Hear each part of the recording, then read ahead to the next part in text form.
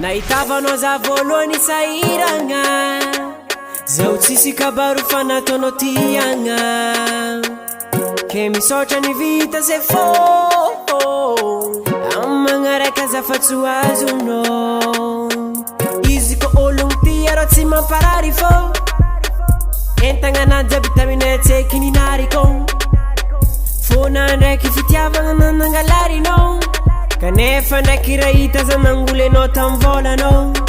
tseky very lalagna zao tseky very lalagna zao kanefa no nandiso fanantenagna zao kanefa no nandiso fanantenagna zao zana tsisy anao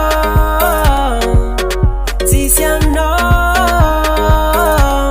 za tsy miasa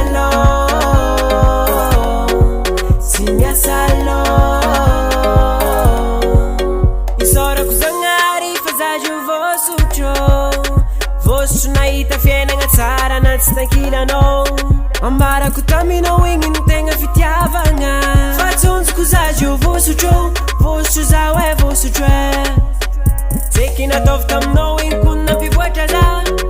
ko mbola niaraka taminao za zay efa nigagnandra ke misaotra ny vita zay fô amagnaraka azafa-tsy ho azonao tseky very lalagna zao tseky very lalagna zao kanefa no nandiso fanantenagna zao kanefa no nandiso fanantenagna zao zana tsisy anao tsisy anao za tsy miasa tsy miasa